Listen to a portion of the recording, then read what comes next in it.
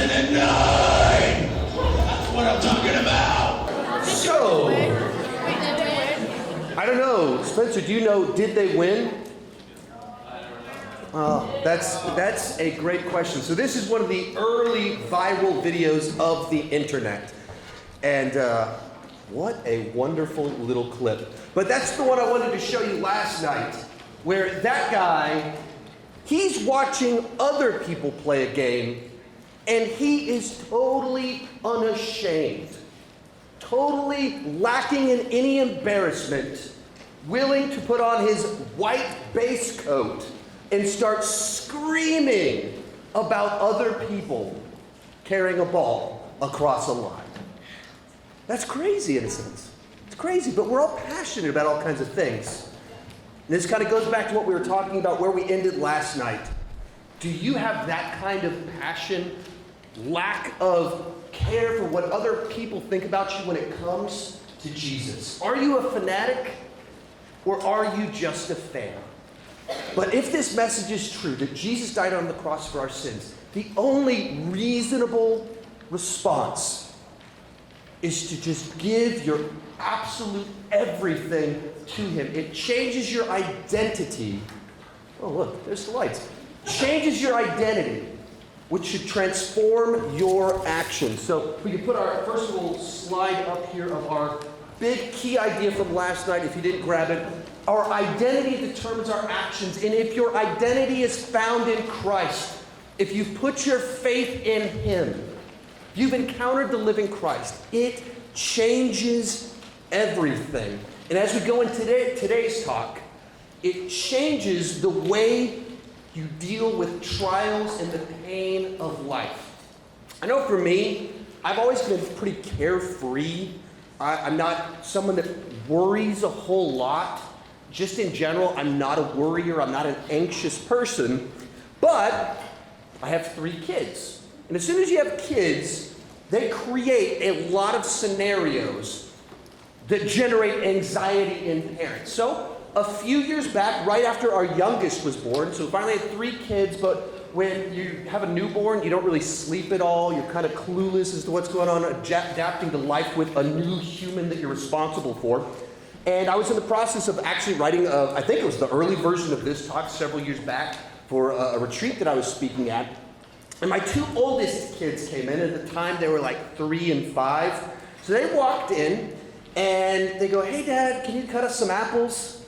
And I go, "I'm kind of busy right now. Just go do it yourself." So I send them into the kitchen, hear some scurrying as they climb up onto the counter, walk over to the knife sheath, and I hear, and then I hear, "Whoa!"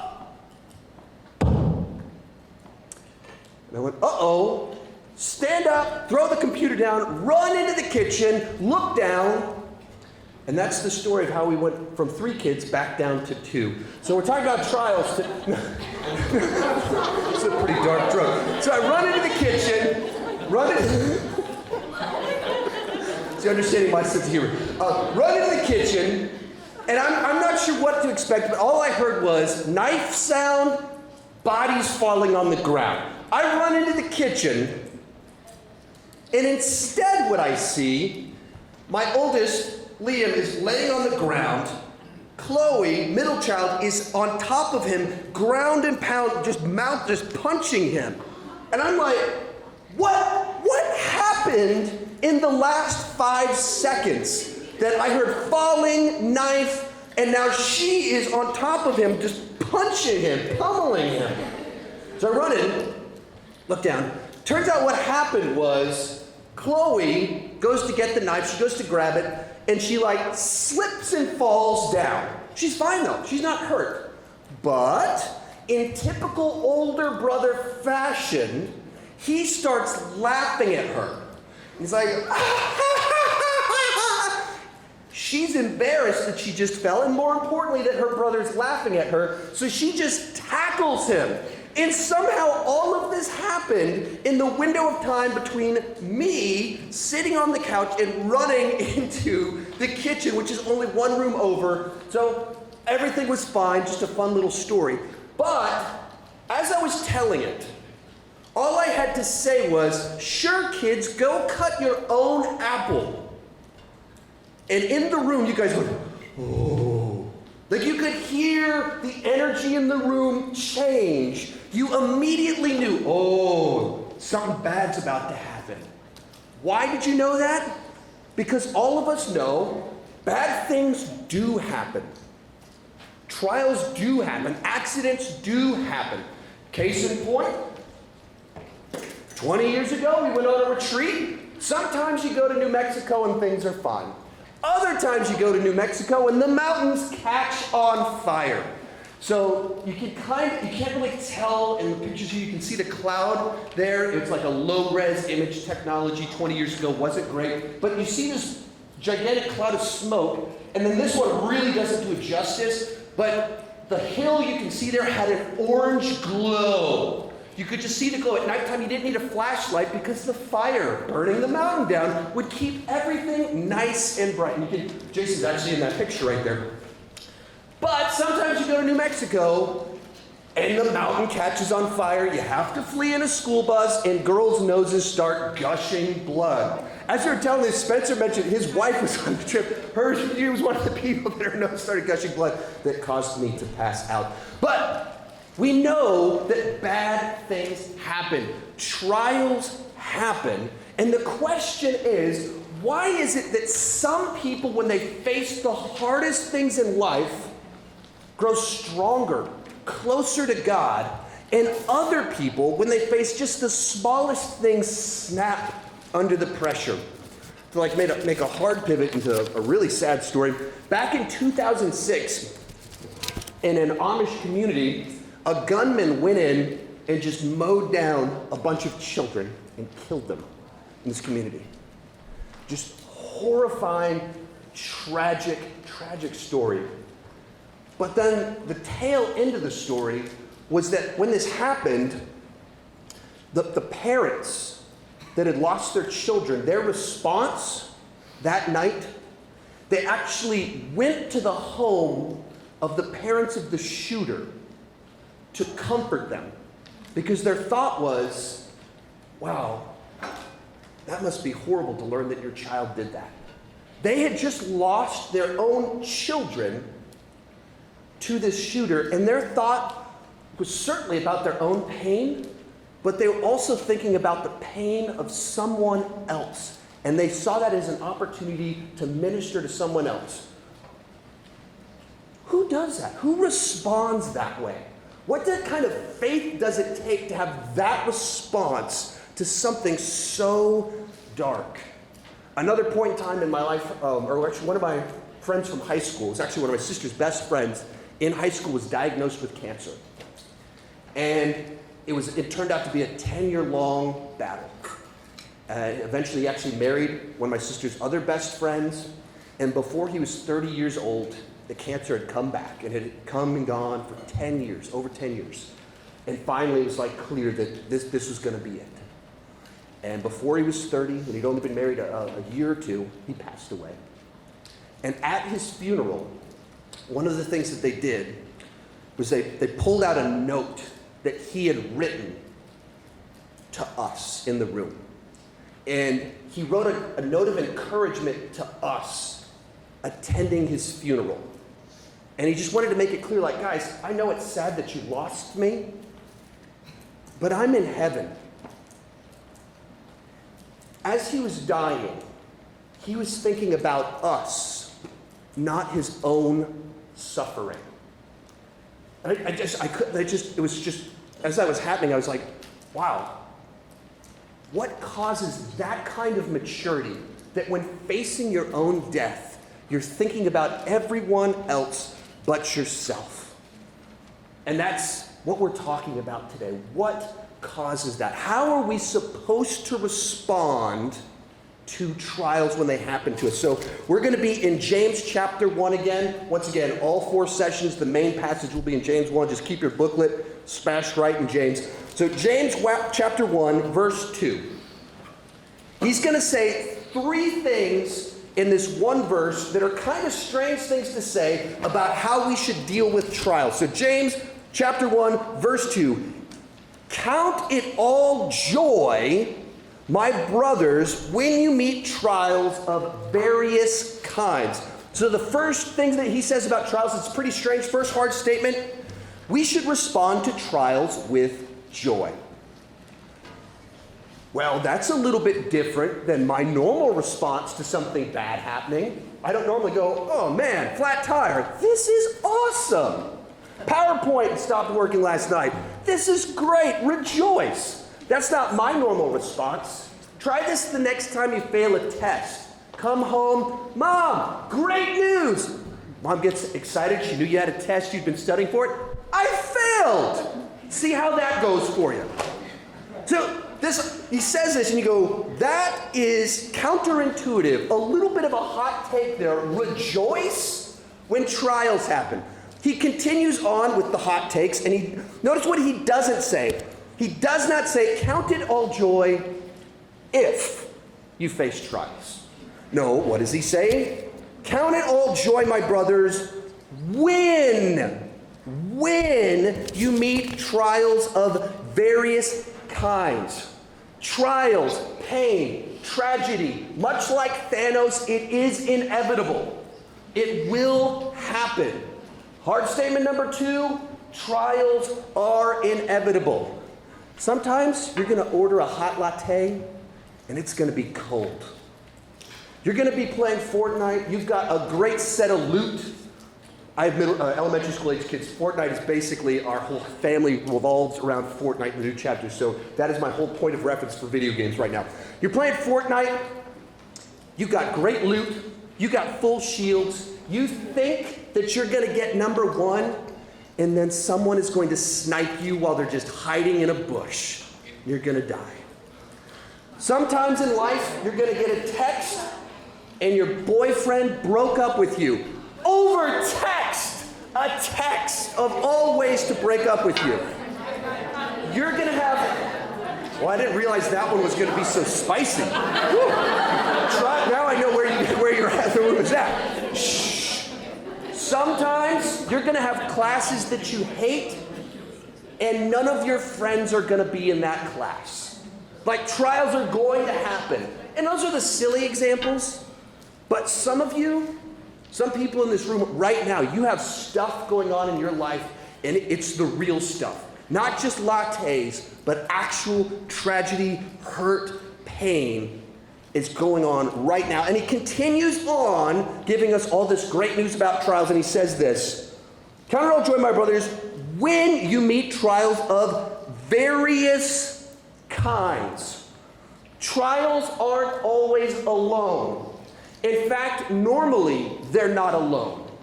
Normally, multiple things will happen. The mountain will catch on fire, and the tour buses have left, and they're not there, so they have to put you in a school bus with no air conditioning, and girls' noses are going to start bleeding. Trials on top of trials. Or, you wake up before school, nice early game of Fortnite, you think you're going to get number 1, person in the bush snipes you, you die. You get that text message, you look down, you're excited to get a text from your girlfriend, you look down, bad news, she broke up with you. You're upset, you reach over to grab your hot latte, you take a drink of it, it's cold, you have to spit it out. Then you remember you gotta go to class, and you hate today's classes, and none of your friends are in your classes. And then you step outside, and you get shot in the chest with your neighbor's harpoon gun. These things happen sometimes. Okay, that one probably doesn't happen so much. Just make sure you don't live next to someone with a harpoon gun. Just make sure you don't... Shh. I didn't realize, once again, harpoon guns would be such a strong draw in this particular room. But why do I say all of this? Either you're going through trials right now, or they are coming. Some of you, life is actually really good, and you don't have a lot to complain about. Life is pretty comfortable, and other people in this room, you know exactly what I'm talking about. And maybe the people around you have no clue at all what you're struggling with. Like, for me, growing up, my dad was an alcoholic, and so my elementary school years were very chaotic. A lot of trying to track down my dad at bars to figure out where he was at to try to stop him from driving home.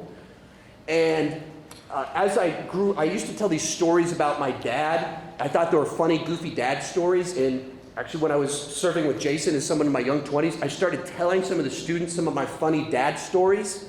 And as I was telling the stories, I realized they weren't funny dad stories, they were abuse stories. As I was telling the story, I realized if any one of these students told me what I just told them, I would be legally obligated to go to Jason about it. And I had to rethink my childhood as I was just kind of realized, wow, that was actually kind of messed up, some of the stuff that I was dealing with in elementary school. Then in middle school, when I was at some of my very first retreats like this, my parents were in the middle of going through a divorce because my dad was cheating on my mom. And so their marriage ended. Jump forward to when I was in high school, and once again, on a retreat just like this, and my mother had just gotten out of the hospital because she'd been in a car accident where her car flipped over multiple times. Actually, right out on 183, right by Liberty Hill. They changed the roads because they didn't have, at the time, it was just really dangerous. Right out by Liberty Hill, my mom was in a car accident. Was in the hospital for 3 months, and I went to our version of this retreat as she was just getting out of the hospital, where she had to relearn to walk, and she'd had a stroke. And so she was just, for lack of a better word, she was weird. Actually, she's always been weird, so she was weirder than normal. And I was at the retreat, and I'm trying to make light of it because it's heavy stuff, but I was at the retreat literally thinking, will my mom ever be normal again, and will she be able to relearn how to walk? And here we are over 20 years later. She relearned to walk, got back to her normal version of weird. So it kind of has a happy end on that one. To leave you wondering on that one. But why do I say all of that? Because that's what my life was like when I was at my version of retreats like this. And there's people in this room that are in those same types of situations. That they have real stuff going on. Because trials are inevitable. And they come in various kinds. And maybe right now things are good, but trials are coming. And if things are good, I'd challenge you just be aware of the people around you. And be the strength that maybe they need right now. But what does James say should be our response to pain? What are we supposed to gain from this? Why are we supposed to rejoice? Because rejoicing, having joy in trials, not my natural reaction to my mom being in a car accident and being in the hospital for 3 months. That's not my natural reaction. So what does he say? James, verse 3 says, because you know that testing of your faith develops perseverance. So what is the reason for pain? Why do we rejoice? Pain gives us perseverance. Anyone play sports? Exercise? So why do we exercise? To gain strength and endurance and perseverance. Literally when you lift weights, you destroy muscle fibers so they grow back stronger. That's what you're literally doing when you lift weights. When I was in college, I actually used to be super skinny. And so when I got engaged, I was like, all right, I'm going to change things. I'm going to start lifting weights. And when I was in college, I remember one time I had just done leg day, and I was walking down a flight of stairs, and I just destroyed my legs. And so I literally went, whoop, and just fell down the stairs in front of everyone, stood back up, I'm good. Why did I do that? Do I like losing the ability to walk for an afternoon? Do I like embarrassing myself? Do people run on treadmills because they like to stand in place for 45 minutes like a human hamster? No. They do it, you do it, I did it because we like the endurance, the perseverance, the strength that comes afterwards. We know that exercising means more strength, more endurance, run faster, run longer. We like the results. That perseverance and pain is one of those things in life. The little things that we face, or the big things that we face, build perseverance inside of ourselves the same way that exercise does that for us. Continues on. Perseverance must finish its work so that you may be mature and complete, not lacking anything. Reason number 2, pain gives maturity. Pain gives maturity. The sort of idea that when you face things, it helps you to grow up. gain more maturity, gain gain better understanding of the things around you. And you think through, like, what are so many of the origin stories of, like, superheroes? You think like the story of Batman, Bruce Wayne, parents killed in the street. So what does he do? He dedicates his life, his brain, his resources, his body, everything that he has to becoming Batman, so he can stop other people from facing the pain that he faced. It matured him. It gave him a purpose. He grew, and it changed him, matured him. And those are the stories that really inspire us when you hear something, if someone deals with horrible pain and tragedy, and then they turn it into something good. They were matured by it. So what's the purpose of pain? It matures us. And to shift to like another just a sad example, when I was a youth pastor, one of my students committed suicide. And I mean, he was in my small group, and he'd been in my ministry for years. And I knew his parents. And he was a family, country family, lived on acres of land, farm. I mean, the dad was like a pretty rough, good old boy, and had like a harshness to him. And after this, he became such a gentle soul that was so compassionate towards me. I mean, he'd always been friendly towards me, but kind of had a certain brashness. Afterwards, he just had such a tender soul and cared so much about other people and wanted to help them. As horrible and awful of a trial as a parent can go through, he came out on the other side a more mature person. And it was just, as I was watching it, and even as my own response to it, I know how it just hurt me so much, I was just like inspired by how much he cared about me when he was going through something so awful. And trials do that. Trials mature us.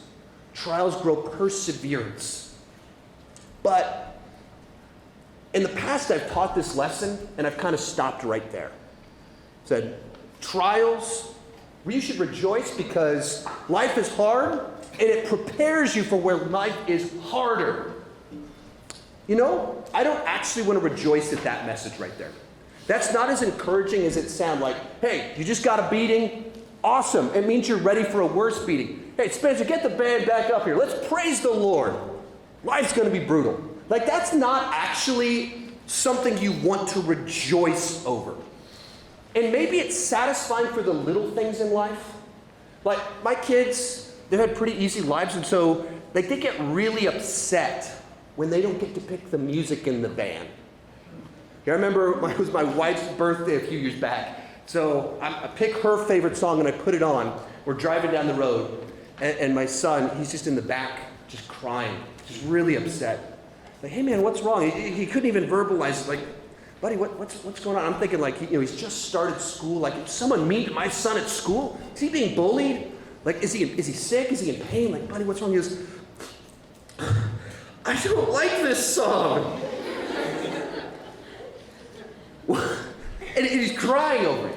And when you're young and life is easy, not getting to pick the song is a big deal. Now, he's 10 now, he doesn't care about that. But that means our youngest, Karis, she does that stuff all the time.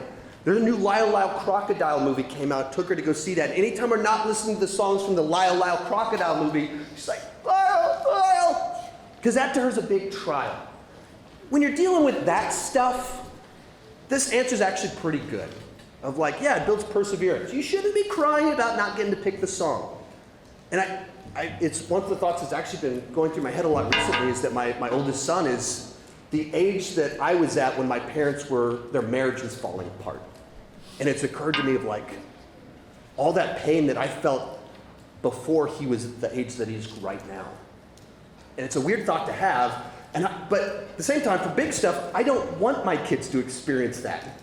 I don't think like, man, I hope they go through something awful so they grow perseverance. Of course you don't think that, because that answer is not satisfying when it comes to the big stuff, actual tragedy. So the passage continues on, and he's going to say something much more profound than just pain gives perseverance. continues on, he says this, verse 5.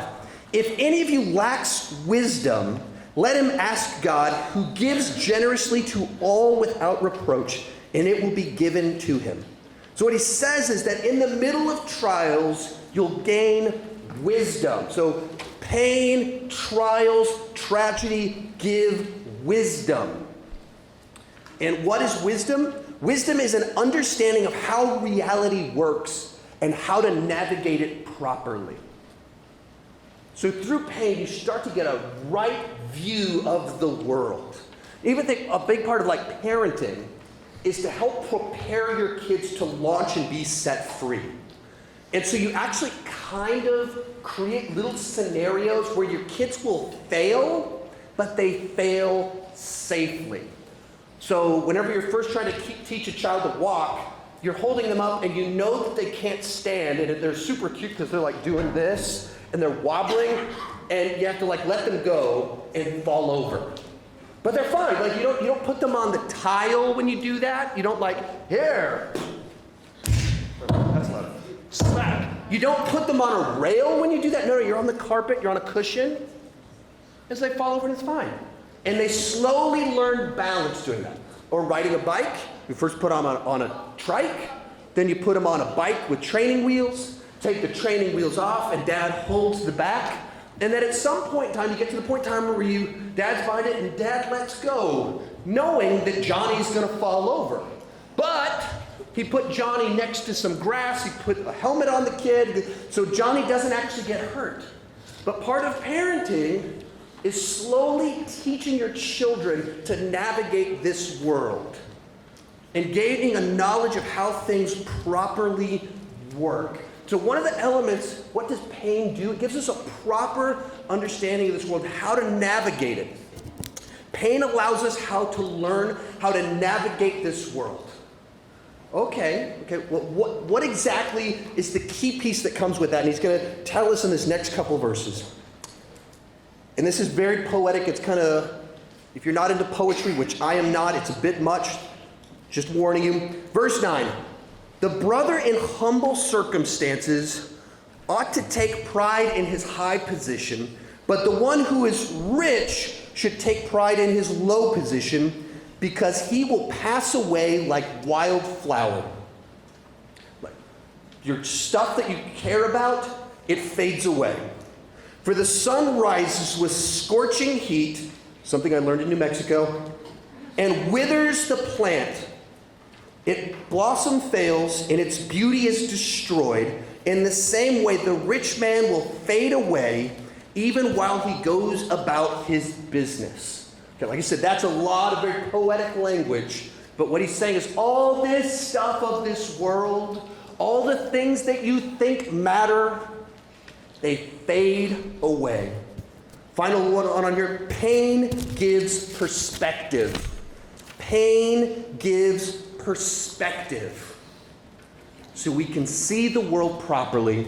And what is that thing that we see? The big idea here, trials teach us to stop putting our hope in the things of this world. Trials teach us to stop putting our hope in the things of this world. See, so often we get our value, our identity, satisfaction, joy in things that fade away. And we've got this like kung fu grip just grabbing hold of things that don't really matter in the scheme of things. Just stop and think about your appearance, your grades, followers on TikTok, your position on the sports team, how good you are at video games, the fact that you have a PlayStation 5, all these things that you find valuable, they're not bad things. I've got a PlayStation 5. I like getting good grades. I also got a lot of bad grades too, but like there's these things that we just hold on to for joy and satisfaction. Here's the question. If you lose them, are you disappointed or are you destroyed? If you fail a test, is that like, oh man, or is that everything? If you get cut from the team, is your identity destroyed because of that? Pain teaches us to stop holding on to these things that don't matter and instead turn our eyes to Christ and see that He's enough. A few weeks back was actually my 22-year high school reunion. You might think, why did you have a 22-year high school reunion and not a 20-year high school reunion? Well, apparently nobody wanted to gather together in the fall of 2020, so got pushed back a couple of years. So we met up for our 22-year high school reunion. And it's kind of a weird deal because you get together with all these people you have not seen in over 20 years, and so much life has happened. And all that stuff we obsessed over when we were teenagers, none of it matters anymore. No one is sitting around talking about class rank 20 years later. No one is reminiscing about the good old days and who was captain of the football team or the cheer squad or the ball. Nobody cares about any of that. Beyond that, every single one of us, looks have faded. All of us have gained a bunch of weight. Every single one of us. All that stuff that we obsessed over and found our identity, our satisfaction in when we were your age. None of us cared about any of it anymore. All the social hierarchies, cool kids, losers, no one cared about any of it. We're just like, hey, nice to see you. What have you been up to? All of it withered away. None of it mattered. It kind of gives you some perspective on what you're pouring your emotion into. And it closes out with this, and as the band comes up, verse 12 says, "Blessed is the man who perseveres under trial, because he has stood the test. He will receive the crown of life that God has promised to those who love Him." What do trials ultimately tell us? That Christ is enough. Our final big idea of the day, Christ plus nothing is everything. And everything minus Christ is nothing. There's all these things that are seen so important right now. Followers, status, grades, peers, all of that stuff, it seems so important. But if you don't have Christ, it actually doesn't mean a thing. But what pain teaches us is if we have Jesus, if He is at the center of our life, you can take it all away and you still have everything. My dad, I mentioned before, he was an alcoholic. He actually passed away when I was 20 years old. He drank himself to death. When that happens, you really start to reconsider a lot of things when you go through that kind of pain. And that was the window of time where I started I just went back to the basics of what really matters. And that's where I started serving in ministry. That's where I connected up with Jason, was out of this window of time where I was as lost as I've ever been, in as much pain as I've ever been. And in that time, turned to the thing that mattered most, Jesus. I mentioned earlier a friend of mine that at his own funeral, he wrote us a note. How could he do that? Because he understood that Christ is enough. And he literally could say with honesty and believe it, you can take my life. And I'm okay with that because I have Jesus. When you realize that all the pain of this world, this is as bad as it gets if you have Jesus, because then we have forever in glory. Jesus is our hope in times of trial. Jesus is our treasure when times are good. That's what pain teaches us. So if you guys can stand up and let's sing about that living hope that Jesus is enough.